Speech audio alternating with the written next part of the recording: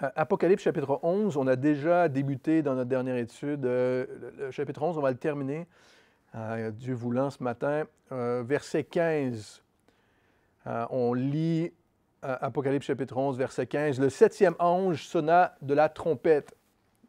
Il y eut dans le ciel de fortes voix qui disaient, « Le royaume du monde est remis à notre Seigneur et à son Christ, et il régnera au siècle des siècles. » Et les 24 vieillards qui étaient assis devant Dieu sur le trône se prosternèrent sur leur face et ils adorèrent Dieu en disant, « Nous te rendons grâce, Seigneur Dieu Tout-Puissant, qui est, qui était, car tu as saisi ta grande puissance et pris possession de ton règne.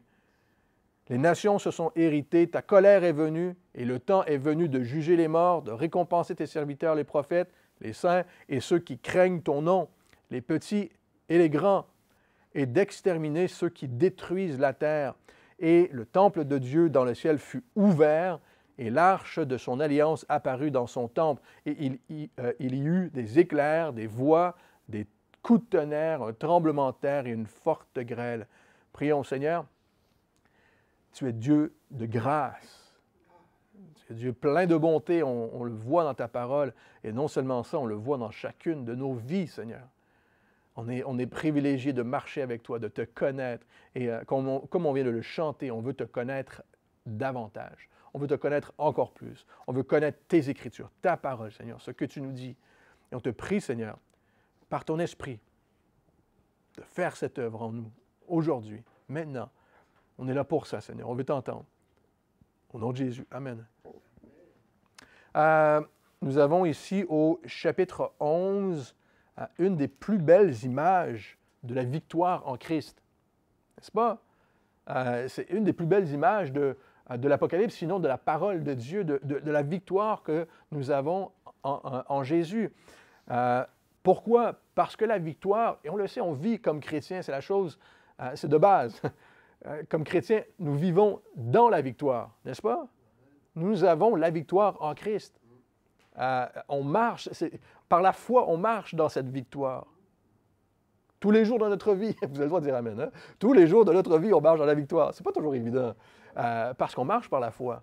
Mais nous savons que nous avons la victoire. Et ça, c'est une des plus belles images ici que la parole nous donne à ce moment ici dans l'Apocalypse pour nous rappeler, hein, parce qu'on voit des choses terribles qui se produisent, la tribulation qui arrive, des choses terribles qui vont se produire sur la terre, et Dieu, à chaque fois, il fait une pause, il nous rappelle sa victoire, il nous rappelle sa grandeur, sa bonté, pourquoi ces choses arrivent, pourquoi les temps sont à la fin ici, pourquoi le jugement arrive, et pourquoi il appelle et interpelle encore le monde à se tourner vers lui. On le voit.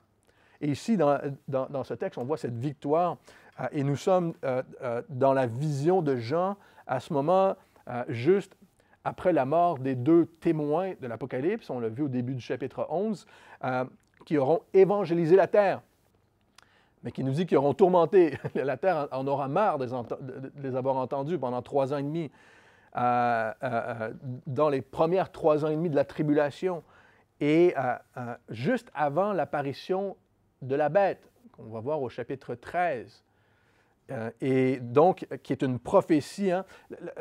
L'apparition de la bête, de l'Antichrist et de Satan est une des prophéties les plus répétées de la parole de Dieu, frères et sœurs. C'est une des prophéties que l'on rencontre le plus dans la parole de Dieu. Cette prophétie sur la fin, sur l'Antichrist qui arrive et sur le royaume terrestre de Jésus par la suite. Et ce moment où la bête va apparaître, c'est le moment où un moment de noirceur, un moment de noirceur terrible et de difficulté qui va s'abattre sur la terre. Et où on va voir aussi les bols de la colère de Dieu qui va s'abattre sur la terre. C'est ainsi que l'Apocalypse s'appelle. On a vu les 7 sceaux, les 7 trompettes. Ici, on va terminer la 7e trompette. Et les 7 bols, ce sont des événements qui vont se produire successivement pendant ces 7 années de tribulation. Et donc, on va voir ces 7 bols qui sont prêts à être déversés à ce moment-ci, hein, dans la prophétie. après que les 2 témoins aient été tués, puis ressuscités. On l'a vu au verset 11, qu'est-ce qu'on avait lu? Après les 3 jours et demi, un esprit de vie venant de Dieu entra en eux, ils se terrent sur leurs pieds, vous vous souviendrez, hein? Et une grande crainte s'empara de ceux qui les voyaient, et ils entendirent du ciel une voix qui leur disait, monte ici, montez ici. Et ils montèrent au ciel dans les nuées, et leurs ennemis les virent. À cette heure-là, il y eut un grand tremblement de terre, la 10e partie de la ville tomba, exactement la 10e, hein? 1/10 de la ville de Jérusalem va tomber, et 7000 hommes furent tués dans ce tremblement de terre. Exactement 7000. Dieu sait ce qu'il fait. Dieu sait compter, hein? Et il sait qui sont ces personnes. Ce n'est pas 7001 personnes ou 6999, c'est 7000 personnes. La parole nous l'a dit. Et les autres, hein, le reste, furent effrayés et donnèrent gloire au Dieu du ciel. Vous savez, en France, à La Rochelle, c'est la même chose. Nous sommes un reste de chrétiens. On le voit dans le monde, dans notre pays, mais même dans le monde dans lequel on vit. La France, on est un reste, une poignée de chrétiens. Hein, la culture, on a rejeté Dieu depuis très longtemps. Hein, on en voit les impacts maintenant. Mais la majeure partie de la population a rejeté Jésus. Et pourtant, on continue, hein, on peut continuer à prier qu'il y ait un réveil de la population qui vont se tourner vers Jésus. Que le Seigneur le permette avant qu'il vienne nous chercher, sinon après même, que la France se tourne massivement vers lui. C'est une prière que l'on fait. Et que la France et notre ville puissent donner gloire au Dieu du ciel, au Dieu créateur. C'est possible, n'est-ce pas? J'espère que vous le croyez ce matin. C'est possible. C'est dans la mort. Les 2 témoins ont été, ou seront, hein, on l'a vu dans notre dernière étude, mais seront, après ces 3 années et demie, de témoignages, seront aussi un témoignage de la mort et de la résurrection. Ils vont ressusciter sur la grande place, on va le voir, mais seront un témoignage. Mais nous avons le témoignage de la mort et de la résurrection de Jésus maintenant. Et c'est le témoignage qui donne la vie. Nous avons ce témoignage-là. Ce témoignage dans lequel nous pouvons mettre notre foi pour être sauvés. J'espère que vous n'avez pas perdu espoir dans le monde, frères et sœurs. J'espère que vous n'avez pas perdu espoir. N'est-ce pas? Savoir que Jésus sauve. Jésus est mort et ressuscité pour nous, afin de donner la vie éternelle. N'est-ce pas? Et il régnera. On doit savoir ceci. Il régnera. Ce n'est pas peut-être aussi ou... Jésus va régner et la promesse, c'est que nous régnerons avec lui. J'espère que ça vous redonne un petit peu de morale ce matin, là, si vous l'aviez perdu, mais par la grâce de Dieu. Et quand on dit on marche dans la victoire, elle est là la victoire. Elle est acquise dans la mort et la résurrection de Jésus et dans sa promesse de régner et de revenir. Et nous régnerons avec lui. Le chapitre 10 et 11 de l'Apocalypse proclament la victoire et la fin. On a dit le monde veut la paix alors que nous devrions vouloir la fin, que ça termine. Mais ici, ces chapitres, l'Apocalypse nous prophétise ces choses. Le chapitre 10 et 11 spécifiquement proclament cette victoire. Il proclame la fin qui arrive. On a vu au chapitre 10, vous vous souviendrez, hein, où Dieu déclarait qu'il n'y aurait plus de délai. C'était terminé. Le monde, on vit sur du temps emprunté, acheté tout le temps. Peut-être demain, peut-être. La foi, on entend ça tout le temps lorsqu'on partage l'Évangile. « Oh, ça ne m'intéresse pas, ce n'est pas pour moi, pas tout de suite. » On vit avec du temps emprunté. Et ça, c'est la grâce de Dieu qui permet ça. Mais ici, au chapitre 10, Dieu le dit, hein, lorsque la tribulation avance, il n'y a plus de délai, il n'y a plus de temps. Et ce seront à ce moment les tout derniers instants. Il n'y aura plus de temps. Au chapitre 10, il nous est dit, hein, au jour, pluriel, au jour de la voix du 7e ange. Donc, à ce moment ici où on est au chapitre 11, hein, dans ces jours-là, pluriel, Ce n'est pas en un instant. Là. C'est les derniers temps, c'est les derniers instants. Là. Et à la voix du septième ange, quand il sonnera de la trompette, le mystère de Dieu s'accomplirait comme il l'a annoncé à ses serviteurs, les prophètes. C'est ce qu'on a vu au chapitre 10.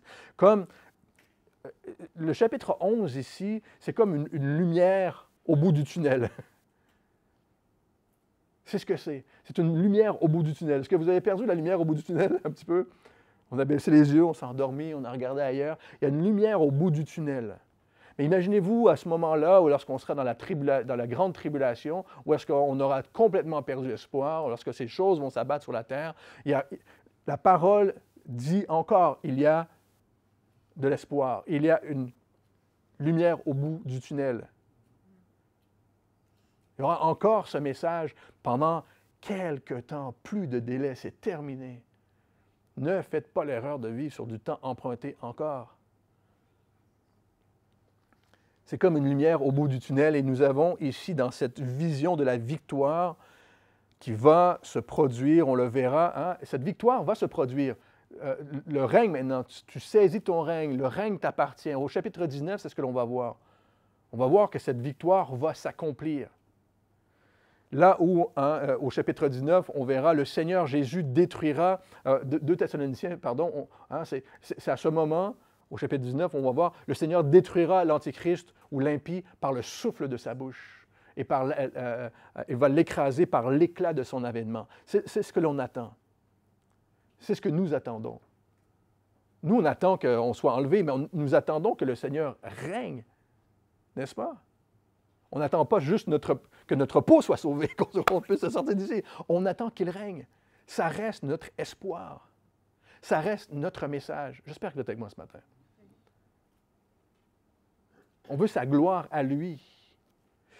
Et c'est ce que ce texte nous rappelle encore aujourd'hui. Nos yeux, frères et sœurs, sont continuellement rivés sur Jésus, jusqu'à la toute fin, dans l'attente de son royaume. C'est ce que vous pouvez espérer. Les 3 dernières trompettes sont appelées des malheurs. Le texte a déjà annoncé, à la 5e trompette, vous vous souviendrez, on a eu les grandes attaques spirituelles qui vont s'abattre sur la terre pendant 5 mois. À la 6e trompette, il y a eu le tiers du monde qui fut tué par 3 fléaux. Donc, c'est 3 malheurs. Et on a vu à la 6e trompette, au chapitre 9, il ne faut pas se tromper, la 5e, qui est le second malheur, la 6e trompette. Et au verset 14, ici, au chapitre 11, le second malheur est passé. Voici le 3e malheur vient bientôt. Encore une fois, c'est une succession de choses qui se produit dans la tribulation. Et donc ici, au jour, comme l'a dit le chapitre 10, au jour de la 7e trompette, on voit, qu'est-ce qu'on voit à ce moment-là se produire? On voit Satan sortir de l'abîme. Voilà ce qu'on voit se produire dans ces jours-là. Apocalypse chapitre 12 nous dit « Malheur à la terre et à la mer », on va le voir dans une prochaine étude, « car le diable est descendu vers vous. » Malheur à la terre, car le diable est descendu vers vous, animé d'une grande colère, sachant qu'il a peu de temps. Ah, ça, c'est ce qui s'en vient. Mais c'est ce qui se produit dans ces jours-là. Ce malheur-là qui va se produire, c'est que Satan sort de l'abîme. Et il a peu de temps. Vous entendez ceci, hein? C'est Dieu qui détermine, c'est Dieu qui décide, c'est Dieu qui est au contrôle. Et ici, il dit, il a peu de temps et il est fâché, il est très fâché. Il est dans une grande colère.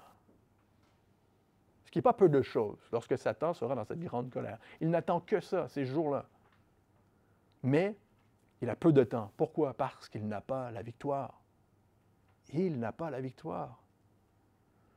Et ici, les cieux, au verset 15, les cieux déclarent à cette 7e trompette qui sonnera, le 7e ange sonna de la trompette et il eut dans le ciel de fortes voix qui disaient « Le royaume du monde est remis à notre Seigneur et à son Christ. Il régnera au siècle des siècles. » Frères et sœurs, il régnera.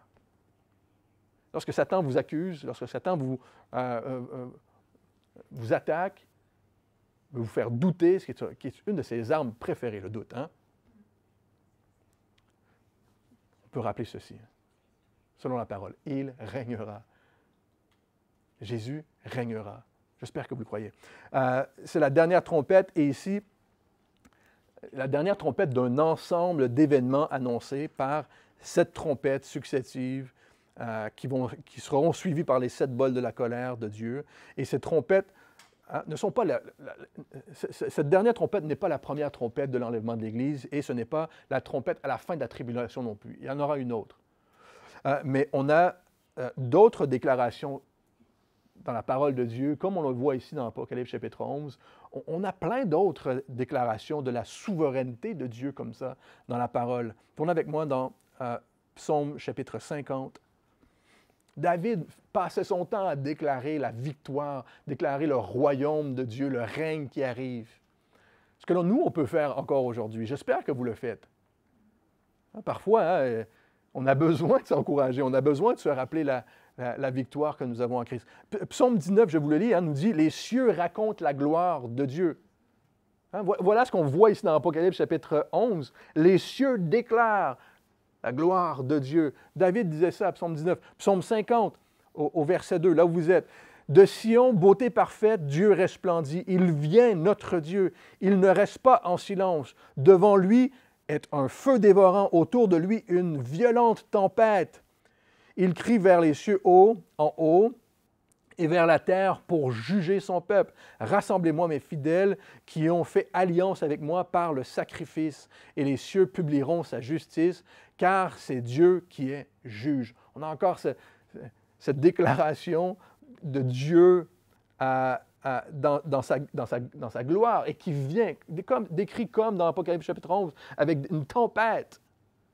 Ces tonnerres-là et cette tempête décrit souvent le mouvement, lorsque Dieu apparaît, Dieu vient. On le voit dans l'Apocalypse. Il vient, il ne reste pas en silence, il va juger.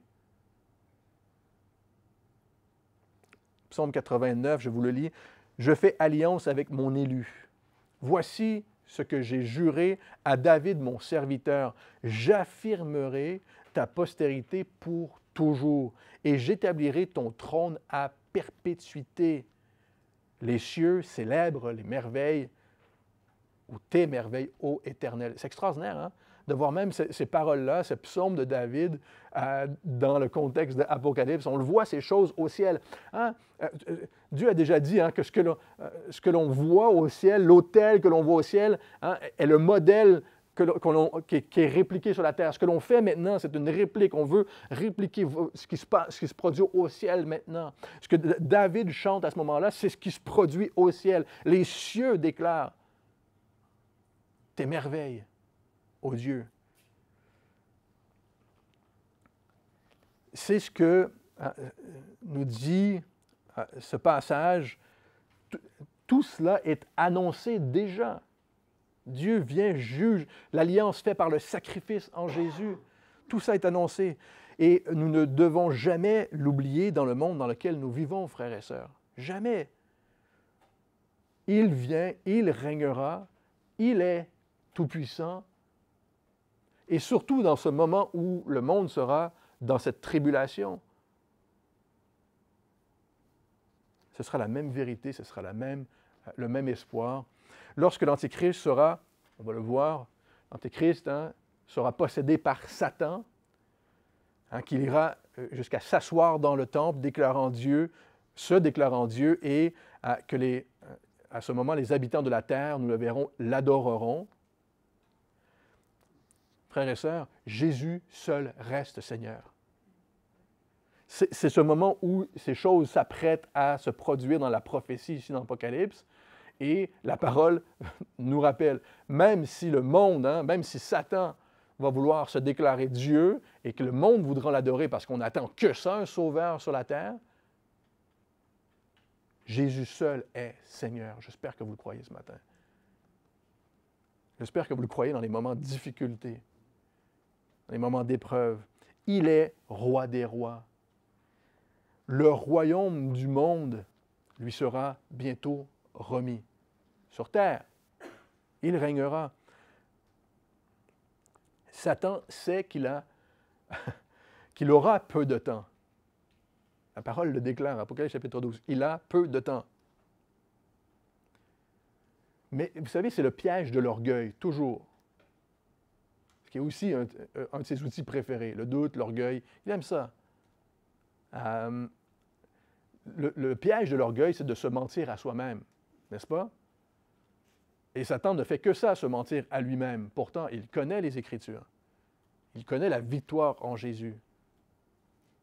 Mais il pense qu'il va pouvoir tenter ce dernier coup, en tous les cas, de profiter de ces derniers moments de ténèbres pour régner sur la terre et, évidemment, perdre beaucoup de personnes avec lui. Ce qui est terrible. Ce qui est terrible. Malgré que ce n'est qu'au retour de Jésus que son royaume sera établi sur terre et que le royaume de Satan sera écrasé, la victoire est déjà acquise en Jésus. N'en doutez jamais. Elle est même si parfois c'est difficile de regarder au monde dans lequel on vit, la parole nous déclare que la victoire est acquise. On retrouve, encore une fois, de tels encouragements à Romains chapitre 8. Mais dans toutes ces choses, nous sommes plus que vainqueurs par celui qui nous a aimés. Son amour est plus grand. Nous sommes plus que vainqueurs. Nous sommes sauvés, frères et sœurs. Nous sommes entre ses mains. Nous servons le roi des rois, le Seigneur des seigneurs. Verset 16, Apocalypse chapitre 11, on continue. Et les 24 vieillards qui étaient assis devant Dieu sur le trône se prosternèrent sur leurs faces et ils adorèrent Dieu. On a vu les 24 vieillards ou les 24 anciens à plusieurs reprises jusqu'ici dans l'Apocalypse, mais vous vous souviendrez, la première fois, c'est lorsqu'ils ont jeté leur couronne. Qui attend ce moment de jeter sa couronne? Je ne mérite rien du tout. Tout revient à Dieu. Et c'est le moment où on les a vus pour la première fois, Apocalypse chapitre 24, les 24 vieillards qui représentent tous les saints. Et ici, ils se prosternent et adorent Dieu. Et encore une fois, en disant ceci, nous te rendons grâce, Seigneur Dieu Tout-Puissant, qui est et qui était, car tu as saisi ta grande puissance et pris possession de ton règne. Nous te rendons grâce. C'est ce que l'on fait tous les jours de notre vie, n'est-ce pas? On commence notre journée. Je te rends grâce, Seigneur. Je te redonne la gloire. Je te dis merci pour ce que tu me donnes. Mais ici, nous te rendons grâce. Enfin, le temps est arrivé, Seigneur. Enfin, le temps est là. Et on le voit dans l'Ancien Testament, que c'est ainsi que Dieu se révèle à Job, à Abraham, à Isaac, à tous nos pères dans la foi. Et c'est intéressant qu'à 9 reprises, on retrouve ce nom dans l'Apocalypse, Dieu Tout-Puissant. C'est de cette manière que Dieu se révélait dans l'Ancien Testament, Dieu Tout-Puissant. Et on le voit par contre une seule fois dans tout le Nouveau Testament, dans 2 Corinthiens chapitre 6. Et dans 2 Corinthiens chapitre 6, nous parle de la protection du Père envers ses enfants. Extraordinaire. Vous relirez 2 Corinthiens chapitre 6, Dieu Tout-Puissant qui protège ses enfants. Et ici, notre Dieu, le Dieu Tout-Puissant, se saisit de sa grande puissance. Il exerce son pouvoir et non seulement ça, son jugement. Malgré que l'Antéchrist et Satan entreront en scène à ce moment, ce n'est pas à eux que l'on regarde, frères et sœurs. C'est un peu de manie, hein, lorsqu'on lit les choses de la fin des temps, pour savoir c'est qui l'Antéchrist. Ça nous intrigue. On cherche, on veut étudier, on veut savoir. Je ne sais pas pour vous, on a peut-être un tableau avec une douzaine de visages chez vous, là. Peut-être que c'est lui, peut-être que c'est lui. Peut-être qu'il y a un peu de conspiration, je ne sais pas. Moi, ça ne m'intéresse pas. On sait que le Seigneur agit, mais c'est à lui que l'on regarde. J'espère que vous êtes avec moi. Malgré que l'Antéchrist va entrer en scène, c'est le jugement de Dieu que l'on regarde. C'est à ce jugement-là qui va s'abattre sur la terre que l'on voit se produire. Apocalypse chapitre 14, on le verra, on verra trois anges venir annoncer l'Évangile. mais ils vont aussi annoncer la colère de Dieu qui est déversée sur la terre. Là, on ne pourra pas dire que Dieu n'aura pas tout mis en œuvre pour interpeller. Hein? Il a sorti les trompettes, il a sorti les anges, les catastrophes. Là, il a attiré l'attention de la terre. Et on va voir ces trois anges-là qui vont dire au chapitre 14, verset 7, écoutez, « Craignez Dieu et donnez-lui gloire, car l'heure de son jugement est venue. » C'est terminé, il n'y a plus de temps. Son jugement va se produire. Ici, les 24 vieillards aussi déclarent il prend possession de son règne. Le temps est venu. Le Seigneur prend possession de son règne. Vous savez, Dieu est toujours en autorité. Il est en autorité présentement. Il est au contrôle de chaque chose. Vous vous souviendrez, c'est un des éléments importants des prophéties de Daniel, n'est-ce pas? Afin que le monde sache que Dieu est au contrôle, qu'il règne sur les royaumes terrestres, que Dieu est présent, qu'il est au contrôle. Et ici, il exerce son jugement. Hein? Ce n'est pas seulement qu'il a l'autorité, mais c'est qu'à ce moment, il va exercer, il va mettre en action son jugement. Et on voit quatre choses qui vont se produire au verset 18. Premièrement, les nations se sont héritées.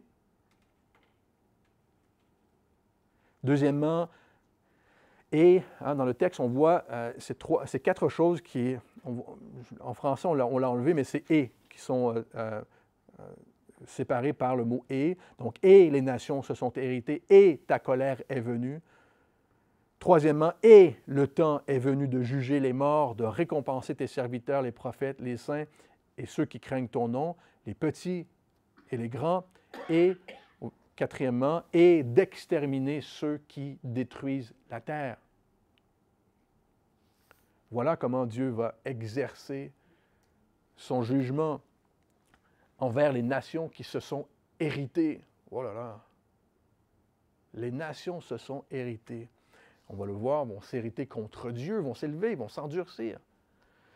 Jésus nous explique ceci dans la parabole des 10 mines, Luc chapitre 19. Tournez avec moi dans Luc chapitre 19.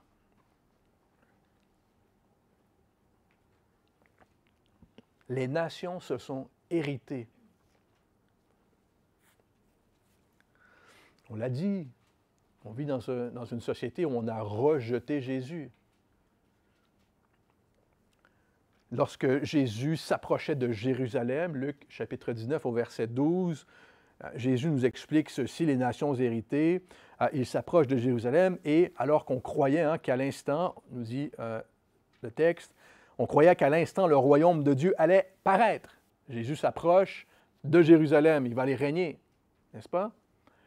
Et Jésus dit, au verset 12, « Un homme de haute naissance s'en alla dans un pays lointain, de haute naissance, de royauté, pour se faire investir de l'autorité royale et revenir ensuite. » Au verset 13. « Et il appela 10 de ses serviteurs, leur donna 10 mines et leur dit, « Faites-les valoir jusqu'à ce que je revienne. » Mais ses citoyens le haïssaient et ils envoyèrent une ambassade auprès de lui.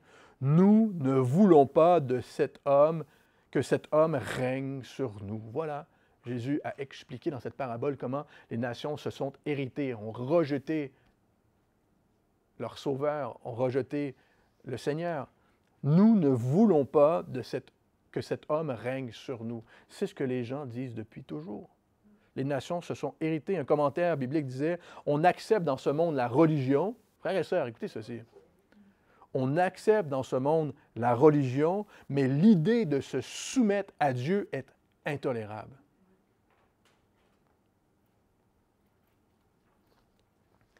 Pourtant, le règne lui appartient. Il n'y a pas d'erreur. Le règne lui appartient. Le royaume est à lui et il vient le récupérer. Vous êtes avec moi encore ce matin? Il revient, il va venir récupérer son royaume. Le monde a tort. Le monde est irrité, littéralement enragé. C'est le terme ici. Le monde est enragé contre Dieu. juste avant cette parabole, qu'est-ce que Jésus a dit à Zachée?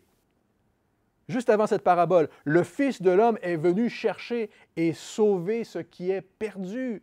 Voilà l'intention de Dieu.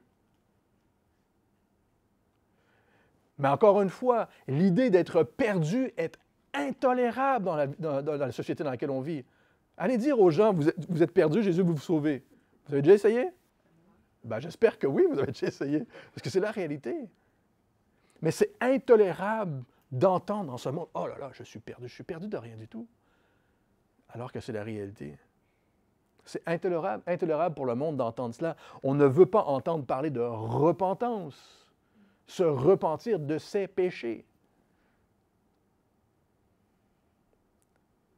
C'est la chose la plus offensive aujourd'hui à dire à quelqu'un que tu es perdu, sans Christ, alors que c'est vrai.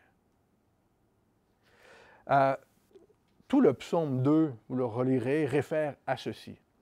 Réfère ici à ceci, les nations qui se révoltent contre le Fils de Dieu, contre le oint de Dieu, contre le roi et Dieu, les appelle, psaume chapitre 2, vous le relirez, les nations se révoltent, hein, mais Dieu les appelle à se repentir, sinon il viendra et jugera. C'est ce qui est révélé à Jean ici, et ta colère est venue. Psaume chapitre 2 nous dit encore, les nations, les rois des peuples, les princes se liguent, c'est intéressant, se liguent et s'élèvent contre Dieu, mais en vain. En vain. La colère de Dieu va venir. Ce ne sera même pas une confrontation, hein, par le souffle de sa bouche. Le Seigneur, dans Psaume chapitre 2, au verset 4, nous dit, le Seigneur se moque d'eux, puis il leur parle dans sa colère. Hein, sa grâce n'a pas suffi, n'a pas fait en sorte que le monde s'est tourné vers lui. Pourtant, c'est gratuit, c'est la réalité, c'est ce qu'on a besoin. On ne supporte pas de se faire dire qu'on est perdu, qu'on a péché. Donc, on se fâche contre Dieu. Mais Dieu dit à un moment, ce n'est pas la grâce qui va venir, c'est le jugement. Ça doit être terminé. Il doit y avoir une fin à tout ça. N'est-ce pas? Évidemment, les nations qui s'irritent n'impressionnent pas Dieu du tout. Hein? C'est sa colère qui sera impressionnante. C'est le jugement de Dieu qui sera impressionnant. Pourtant, jusqu'au dernier instant, le Seigneur appelle le monde à lui. Psaume chapitre 2, verset 10. « Et maintenant, roi, conduisez-vous avec sagesse, juge de la terre, recevez instruction, servez l'Éternel avec crainte et réjouissez-vous avec tremblement. Embrassez le Fils de peur qu'il ne s'irrite et que vous ne périssiez dans votre voie, car sa colère est prompte à s'enflammer. Heureux tous ceux qui se confient en lui. » J'espère que c'est le cri de votre cœur ce matin. Je me confie en toi, Seigneur. Et quatrièmement, on voit dans Apocalypse chapitre 11, le temps est venu de juger. Troisièmement, venu de juger les morts, de récompenser tes serviteurs, les prophètes, les saints et ceux qui craignent ton nom, les petits et les grands. Pas de différenciation. Il n'y a pas de distinction dans le royaume de Dieu. Petits et grands. Chacun d'entre nous. Il n'y a pas de petits et grands, il n'y a que des enfants, n'est-ce pas? Le Dieu Tout-Puissant protège ses enfants. Au chapitre 6, on a vu, vous vous souviendrez, les martyrs dans l'Apocalypse, les martyrs qui étaient sous l'autel, qui attendaient la fin de la tribulation et qui demandaient jusqu'à quand, saint et véritable, maître saint et véritable, tarderas-tu à juger et à tirer vengeance de notre sang, et il leur fut dit de se tenir quelque temps encore en repos jusqu'à ce que soit complet le nombre de leurs compagnons de service et de leurs frères qui devaient être mis à mort comme eux pendant cette tribulation. Et alors, ce moment sera venu après la grande tribulation, afin d'entrer dans le royaume messianique qui durera 1000 ans, où Jésus régnera sur terre avec tous les prophètes et les saints de l'Ancien Testament, et Jésus, encore une fois, régnera. Et ce sera le temps, nous dit ici, quatrièmement, d'exterminer, littéralement de détruire ceux qui détruisent la terre. C'est terminé. Et encore une fois, hein, ce n'est pas une vengeance environnementaliste, pour ceux qui aimeraient le croire, là. Ce n'est pas le cas, ce n'est pas ce dont Dieu parle, hein, mais de ceux, il parle littéralement de ceux qui détruisent ou qui corrompent la terre par leur corruption. Ce n'est pas leurs actions seulement, c'est leur cœur, c'est leur corruption, la corruption du cœur qui fait que la terre est corrompue. Et c'est cette corruption, hein, comme la rouille sur le métal qui corrompt le métal. Et c'est cette corruption que Dieu, à laquelle il mettra fin. Et le Seigneur, de cette manière, va détruire ceux qui détruisent, ceux qui ont résisté, ceux qui continuent à s'irriter. Il va faire cesser tout ça. J'espère que c'est aussi votre espoir de voir ces choses cesser, finalement. Plus de corruption, plus de guerre, plus d'armes, plus de maladies, plus de divorce, plus de prostitution, plus rien de tout ça. C'est terminé. C'est terminé. Plus d'hôpital. Qui a Amen. Plus de prison. Les gars, on dit Amen. On n'est pas fraîchement sortis de prison, nous. Qu'est-ce qui aurait pu nous arriver si Dieu ne nous avait pas sauvés? Où serions-nous sans sa grâce? Il nous garde, évidemment, mais non seulement ça, à ce moment, à l'avènement du Seigneur Jésus, il y aura la paix, la véritable paix, saint et véritable. J'espère que c'est l'attente. Jésus va régner et apporter la vraie paix, la vraie justice, la vraie liberté, la vraie santé. Au verset 19, et on termine dans un instant, Apocalypse chapitre 11, « Et le temple de Dieu dans le ciel fut ouvert. Et l'arche de son alliance apparut dans son temple, et il y eut des éclairs, des voix, des coups de tonnerre, un tremblement de terre, une forte grêle. » Depuis le début de la révélation de Jean, le trône de Dieu est au centre de l'attention. Et ici, on voit le temple, et on va le voir jusqu'à la fin, où dans les prochains chapitres de l'Apocalypse, le temple de Dieu sera au centre de l'attention. Le temple de Dieu est en ligne de compte. Et les éclairs, les voix, le tonnerre, comme on l'a dit, le tremblement de terre, cette tempête montre la présence de Dieu. Et vous vous souviendrez, hein, il y a comme un fil conducteur aussi dans cette révélation où on a vu au début de les révélations qu'il y avait une porte. Dieu ouvrait, Apocalypse chapitre 3, une porte. Dieu ouvre une porte sur les nations pour que l'on puisse témoigner. On a vu cette porte qui était ouverte sur les nations. On a vu cet appel de venir à lui personnellement aussi, comme une porte à laquelle Jésus cognait de notre cœur, que l'on peut ouvrir pour le laisser entrer. Et on a vu au chapitre 4 la porte du ciel s'ouvrir à l'enlèvement de l'Église, où est-ce que Jean dit « J'ai vu le ciel ouvert » pour laisser entrer l'Église. Et dans cette révélation ici, on voit le temple de Dieu dans le ciel, la porte du temple où le temple est ouvert. Le temple est ouvert et l'arche de l'alliance de Dieu sera dans son temple. C'est ce que Jean voit dans sa révélation. L'arche de l'alliance qui se retrouvait dans le tabernacle avec Moïse et qu'on voit dans le temple aussi de Salomon, mais à un moment, elle disparaît quelque part. On pense peut-être à l'invasion babylonienne. Le temple, l'arche de l'Alliance disparaît à ce moment-là.